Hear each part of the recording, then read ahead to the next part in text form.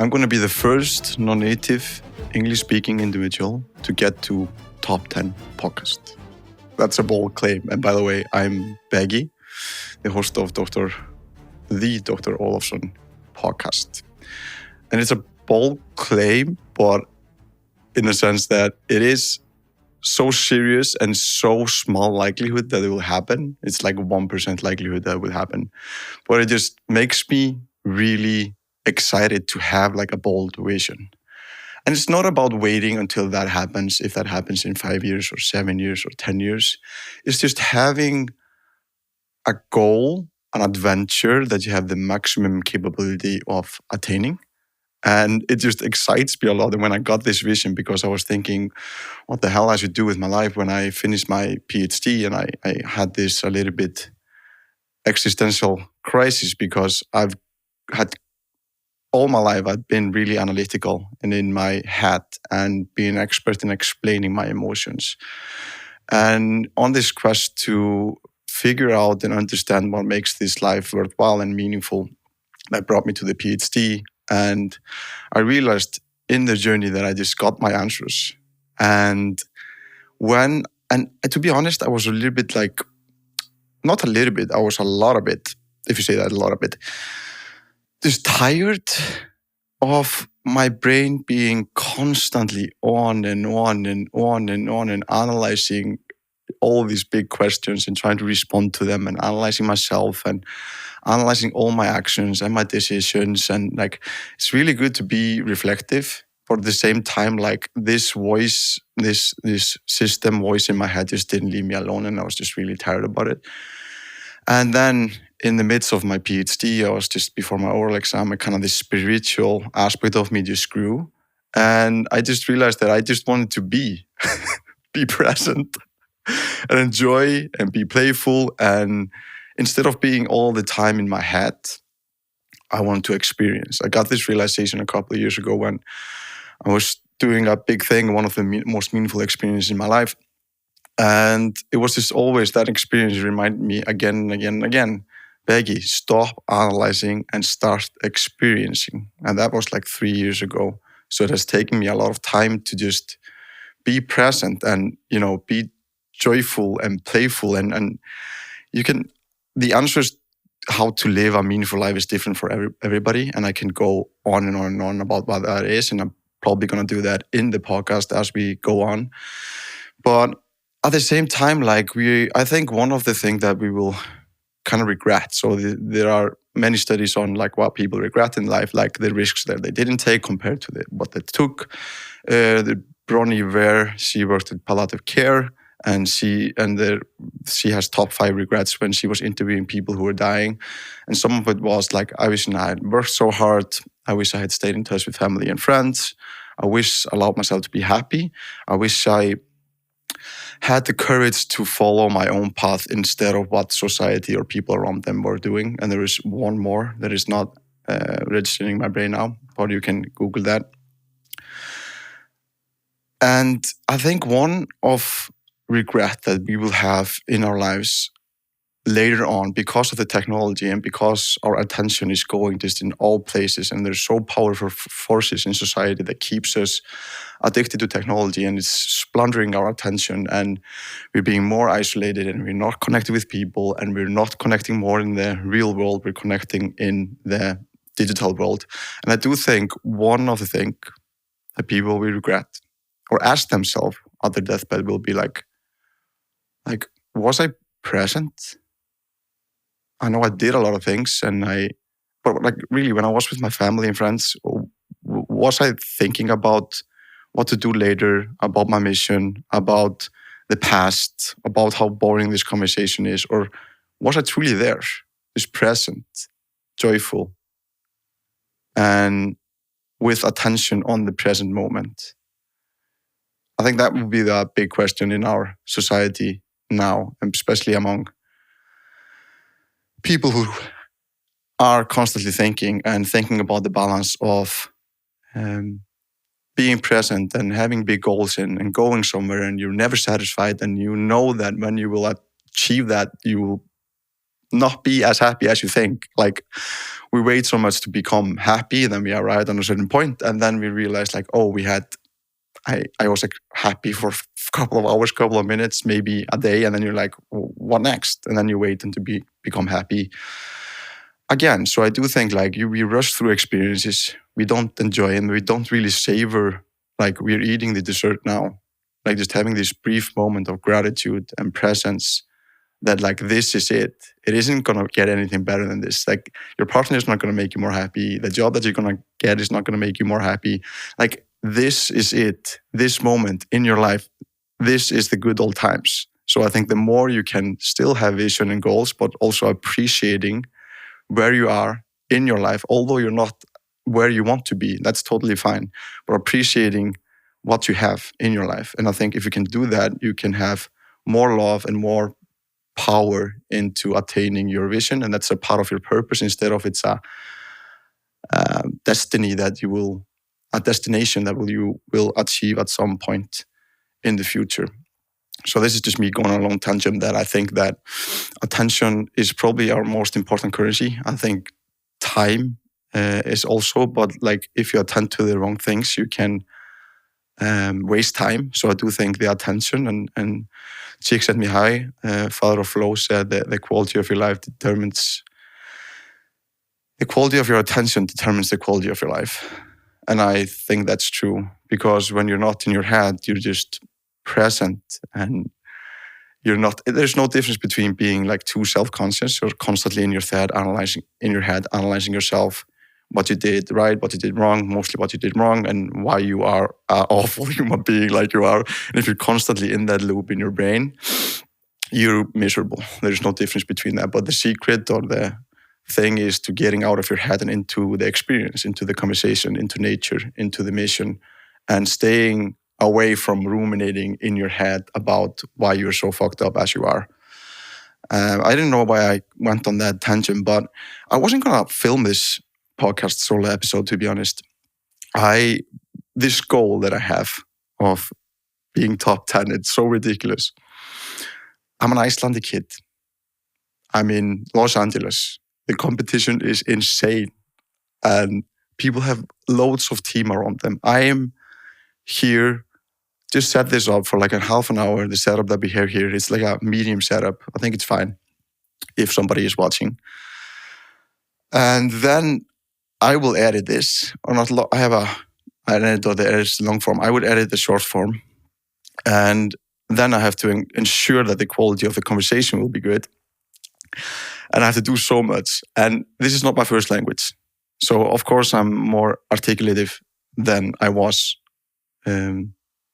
before I moved to the United States, and I've improved a lot. But still, this is not my main way of expressing myself, and I want to improve on that. And the reason why I did this solo episode, I wasn't going to do it. I was going to get as good of a guest I could get, and then basically build the podcast by focusing on the guest, which I still want to do in terms of like using my skills as a psychologist and as an expert in, I would say, communication, getting the best out of people and creating the trust that I'll figure out what it is about this person, why did she become this person she became, and less about success and less about that stuff, but more about like identity and transitions and transformation, because I think we live in a world of transition. There's a lot of things happen, transition culturally, but also individually in your life. But all of this is to say that like I was in Brooklyn, I went to New York, and there's a guy that I read the book, Life is in the Transition by Bruce Feiler, and he lived in New York and Brooklyn, and I sent him an Instagram message, and he was like, sure, I can do the podcast. Can you bring the equipment to my house? And I was just like, am I going to bring the equipment to Bruce Feiler, which respectively is a well-known TV personality and has written multiple fantastic books, but he's not big on social media. So like in terms of reach on social media, might not be the best move. But I figured out I was signaling to myself that I was dedicated. So what I did is that I packed all my stuff. I took it to New York. By the way, I was going to Iceland after that. And then I was in New York. I had my suitcase with me. And then during the podcast day, I just walked out of my hotel, went to the train in Brooklyn, and was just waiting for the train. Went into the train, got into Brooklyn, took it all out. Then I knocked at his storehouse.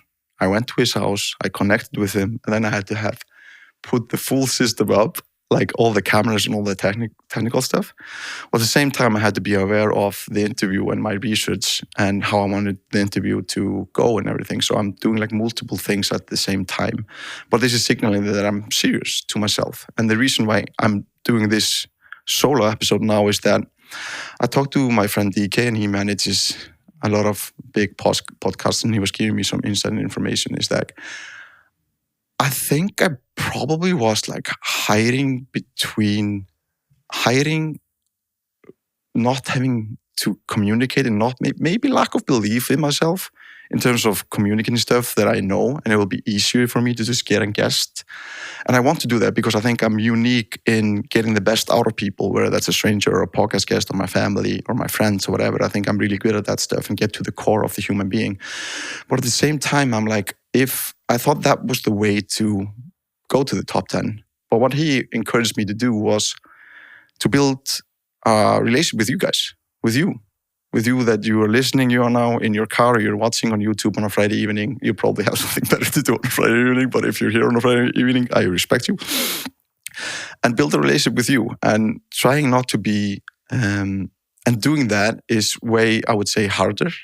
And also just a good challenge for me. Like for this episodes, basically, I will have like a topic to discuss, and then what I want you to take out of this, but then I'm going to allow my brain to just go and see what happens. And maybe this will be shit, maybe this will be awesome. But what I'm also trying to do differently is that I want to speak from my heart. I want to be really, really real, and not have this as a lecture of me lecturing like, oh, here is what study says about living a happy, meaningful, healthy life, and here's how you do it. Of course, that's going to be naturally come up in the conversation, but I don't want this to be like a lecture. I want this to be a human connection between me and you, because I want to develop a relationship with you. And I think that's changed for me a little bit, because my natural tendency is to be like in my head, have like complete structure from my public speaking career, and have something like constantly adding value. And I do think we live in a world now where we want authenticity and honesty and also value. But I think me being my truest version of myself is going to allow me to give my unique gifts in a unique way, hopefully, to you. So I'm a structured guy, I'm a calculated guy, but I'm kind of letting go of that. And to be honest, like this podcast, we've launched a couple of episodes now, but I have my vision for it, and I kind of know what I'm doing. But then, to be honest, I'm just building the fly as we go and just creating it as we go. But I'm just focused on creating as good of a conversation as I possibly can, and then letting go of the outcome, and then doing it enough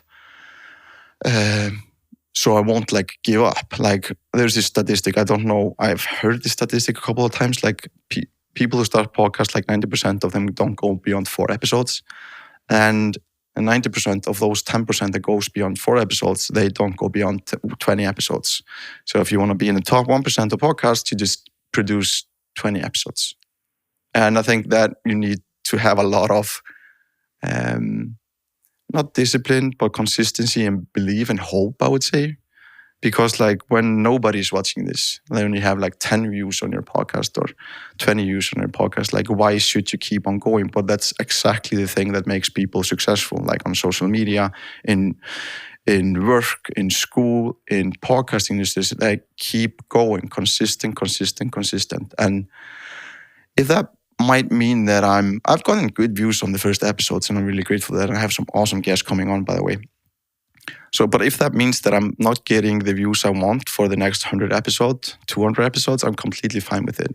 But because I do think will be an exponential, I think I'm pronouncing this correctly, growth, is that like you see the curve, there's nothing happens, and suddenly a lot of things happen. And it's like a compound effect. So, yeah, that's the reason why I'm doing this. And I think, I've been a big... I think you, like in your life, I think something chooses you sometimes. Like you don't choose things. in a sense that, like, I think football chose me, soccer chose me. When I was started to play soccer, it was just my friends were playing, and they asked me when I was 6 years old or something, asked me to come and watch them play, and I was just like, or train. And I went and then after the training, I went home and I told my parents, like, hey, I want to start playing soccer. I thought it was so interesting. And then just the rest is history. And then when I had my soccer career, and I was kind of passion and purpose were fading from my professional career there, just this question pounded on me, like, what is a meaningful life? What matters beyond football? Like, what means to be a good person? What should you strive for? What should your values be? How can you make this worthwhile for yourself and other people? And that took me, and I was obsessed with answering that question. And then now I was doing a TED Talk like a year ago, and I remember I asked myself, like, I could do my expertise. I can talk about studies of meaning in life or meaningful work or AI coaching. I can go on and on that. But I asked myself, like, what do I want to express? And it ended up being a TED Talk on transitions, basically, through my own story. And that's why I'm really become passionate about like transitions, whether that's like internal transitions where you're like changing internally in terms of like who you are, and that the old script that you're running on is not serving you anymore in terms of fulfillment, maybe in terms of success. And that, you want to change that script. You want to be more loving. You want to be more connected. You don't want to focus only on task and being like achievement focused and doing everything and sacrificing everything for that. You want to have a more whole life and being a whole person. That's internal one. External one can be like moving countries, changing careers, changing relationships, both with your, like, if you are getting in a serious relationship or going out of serious relationship, or changing friend groups, the lonely chapter, when you're so developed that you don't connect with your current set of friends, but you're not sufficiently developed to connect with the friends that you want to have in the future. So you're kind of in this liminal space on, like, you're not where you are, but you're not where you are going, in a sense. You're in between phase, and that's really, really tough. And I became passionate about that. And that's my, like, passion now, is to, like, I think that so many people are going through changes and transitions. And like Bruce Feiler, the interview I did in New York, he wrote this book, Life is in the Transitions. And I do think we spend majority of our life in our transition. And I think you can flourish in a transition. I think you can be in the messy middle, which is so hard. Like, whether that's a voluntary change that you decide to embark on, like when I decided to go to the US to do a PhD, or involuntary change that you have to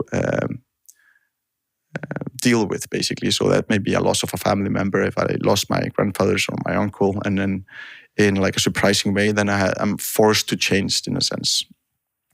And during those like change periods or transition periods, I think I came to the conclusion, because they're so tough, especially people who want to control everything. And if you want to control and hold everything so tightly and you're not ready to letting go, and you're highly analytical, so you have to understand things, you have to analyze things, you have to constantly like understand what is happening, and that's cool and good. And I think that's the reason for coaching and therapy at some point. But at the same point, I think you can be peaceful and joyful during a transition. Like, my life has been like constant transition over the past 4 years. And it's been really, really tough, but I learned so much on the way. Like, I remember in 2018, I had this psychology career in Iceland. I had this personal brand. I was coaching, public speaking. I was starting to think about writing a book, all of that.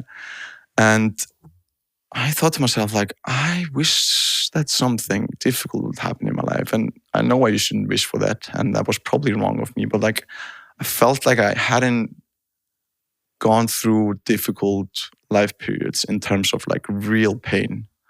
I thought I was always going to be happy. And I was just like, I had experienced some pain regarding like being disciplined and taking the road to travel and sacrifice and all of that. But like, I needed something to build my character. And then, boy, like, age of relationship breakup. I lost a close family member. I stopped playing soccer and I went to the psychology. I moved to the United States. I left everything I had in Iceland, my family, friends, and started a completely new life in the USA. It was so tough. It was so tough. So many changes, so many transitions. And I've learned a lot during those transitions, and how I'm in a transition now. Probably like I feel like this podcast is probably a transition period, because this is just what I decided to focus most of my attention to, and also I have some relationship transitions. But still, I feel whole. I feel really joyful, and I think joy is such a huge thing in this life. I think you can be joyful in the midst of whatever storm is happening in your life. And I think it can coexist. And I think actually this research backs this up, but you will be more resilient if you experience positive emotions, just like joy and humor and curiosity in the midst of a really difficult period in your life. And that can coexist, and doesn't mean that you're not experiencing the difficult emotions, doesn't mean that it's not hard. It just means that you decided to move forward with joy. And if you move forward with joy, you will feel internally good, and you will be a light for others when they're going through similar transitions. So that's what I'm trying to do. And also to be an exemplar of other people. Like the reason why I started this podcast is, of course, because like my social media blew up on Instagram, doing ice bath and communication skill, and I use certain tactics to blow up and follow what the algorithm loved. And I decided to do that to build up my brand, to build exposure. But then I was just like, it wasn't matching. I was started to create videos and stuff for likes and views, or like mainly views. And it just was like eating me inside. I had followers and I had fun while I was doing it, but I was creating something not from the place of my heart. I was creating something from external that I should do. And I'm grateful for that I leveraged that. But at some point I want, and maybe this is my ego talking, and maybe I want to be more than just an ice bath guy, or a confidence guy, or a talking to girls guy. And maybe that's my ego speaking. Maybe I should just swallow my ego, and it's okay to be that. But my hope is that I'm able to communicate things in an understandable manner from my heart, so that you will relate to that. So when we meet one day in Tanzania or Czech Republic or Spain or Iceland or the US, we have a relationship, and you maybe say like, oh, you said something like this, and I made these changes in my life, and this was the consequence, or like how it benefited my life. Like that's my definition of success, I would say. Makes me feel important. So it's not just a noble goal of having other people feel important. And I think that's okay. But like that's my marker of success, alongside developing like a healthy long-term relationship and having a family. But what I'm saying is that it's not only what I'm saying, what I've realized, like being an exemplar is even more important to me. So like just having this goal that I have now with the podcast, I know that some people will judge it, and some people will be like, well, who does Becky think he is? So that's completely fine. And it is ridiculous, so I understand that. But at the same point, some people will be, and probably most people will be inspired if they have their head right screwed on, like, and just being the person that, aims to be the best person they can be and make the most impact in the world in a unique, loving, creative way. I think just the path of that, not what I say to you now if you're listening or watching, not the advices or perspectives. I think it's like just me doing the thing. I think that inspires people, and I want to inspire and encourage people, not only with sitting down here and talking to you, but by showing what is possible, by me being my truest, authentic, highest self. I believe that light will bring the same out of other people. And not only from Iceland, just all over the world, because like I've achieved things that I thought wasn't remotely possible. And I'm completely different from myself when I was like 5 years ago. And I think that like we have no knowledge of what we are made of. Normally that's other people, what we can be, what we could be, because other people see that in us and reflect us to us. And multiple periods in my life, I had people who had said like, Becky, you should do this. I was coaching this best scientist or most scientist in the world, in Iceland. And during our 15th session or something, she told me, like, looked me in the eye and said, Beggy, you should do a PhD and you should do it in America. I didn't even know what a PhD was. I went home and I Googled a PhD. What is that?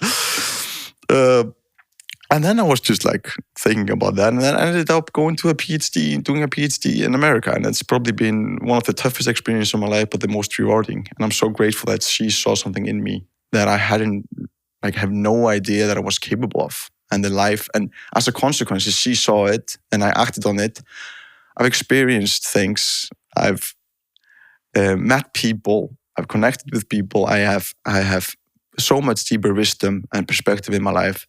And that's, I would never have known that unless I would taken the jump. So, like, you can surprise yourself of what you're capable of just by making actions and hopefully having people in your life that remind you not only of who you are, but what you're capable of becoming. I see the world like that. I love people for who they are, but I love people even more for who they could become. And I have the same approach to me. Because I think, like Viktor Frank said, if you love people as they are, they stay the same. If you love people in terms of what they're capable of becoming, they will be more likely of becoming that person, because that will influence their actions. And if their actions, and you have more belief in people, they will act in a better way for themselves and for the world. And then they will become more of the person they should become. And I think that's pretty useful. And I think that's what I'm doing with this. I'm figuring out, like, I will probably laugh at this first solo podcast episode, but I'm figuring out what I'm capable of by doing it in another language, in the competitive culture of USA, being from Iceland. It's just looking on the outside, somebody would think that guy is insane, but I love it. And I know it will take time. And if it doesn't happen, it's totally fine. Like, if it doesn't happen, I'm an all-in guy. Like, if I'm doing something, I'm doing it for, like, all in. And if it doesn't happen, I believe it will happen. It's like 1% chance. But like 3 months ago, it was like a 0.5% chance. It's like 0.5. So, like, maybe after 100 episodes, it will be 5% chance. And we just keep on going. And I think I was listening to Elon Musk, and I liked the response but he was asking about, like, why are you doing this? Like, with SpaceX, I think, like, why are you trying to get us to the moon? And he was like, he said that it was only like 12% likelihood or something. And then his answer was like, yeah, because a year ago it was only 10% chance that we could do it. And now it's 12%. And I just love that. I love that, like Paris in attempting the great and impossible. Like, why not? You have nothing. I have nothing better else to do. Like, what should I do? Why not do it? So I think, because on the way, let's say I'm letting go of the outcome. I have this goal, and it sounds egotistical. Maybe it is. I don't think so, because it's just a North Star I want to have. And then I'm having fun on the way. I'm meeting people and being friends with people that I get to interview. I'm getting more knowledge in human behavior. I'm getting better at speaking to people. I'm getting better at articulating myself. So I'm focusing on this as an artist. So focus on the present interview, on this interview, and letting go of whatever happens. And it doesn't matter in 7 or 10 years if I achieve that goals.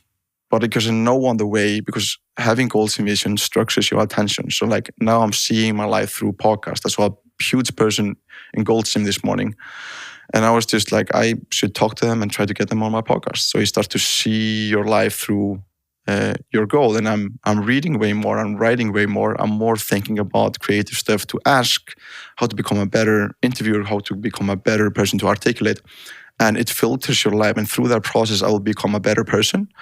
And if I only get on top 1,000 podcasts or top 100 podcasts, that's totally fine. And I could change that to 3 years, maybe. I don't know. I have this goal. I'm not fixated on it. I'm not attached to the outcome, but I'm connected to everything. And I think I should probably leave you with that, is that there's so much about you that you haven't realized. And I think whether it's lack of belief or fear of judgment or fear of how you think other people are going to perceive you. And that's the reason why you don't just do the stuff that you want to do. But like, we're all going to die at the end of the day. Like, probably the likelihood that somebody will remember you like 5 generations down the road is just like probably not going to be. So like, I'm not saying that with a pessimistic viewpoint. I'm saying like, that's the exact reason why you should stop worrying, why you should take the risks, why you should go all in, why you should live the life that you want to live on your terms, not what society is telling you or your parents or your friends and everything. It's just like feeling what you want to do and following that. Everybody has like something that calls their attention, calls them to do something. And I think if you're just mindful of that and you act in accordance with that, that will be really difficult, but it will be the most magnificent adventure that you can seek. And nobody can take anything away from you. Like so many people are scared and you don't need to be scared. It's totally fine to be scared because we're human beings, but like there's nothing to lose. Like we think the decision and if you do something is going to be the end of the world, but it isn't. You just keep doing the things. You keep doing the things you like and want to do. You take risks. And then if you don't like that, you can always go back to what you're doing or do something else. And I think that's the evolution of being a human being. I think it's to follow what you're made of, seeking your highest calling. And what is calling you to seek the adventure and decide to embark on that. And that's what I'm doing with this podcast. So I think I'm going to conclude now. I had no script. I didn't know what I was going to talk about other than that I was doing this podcast.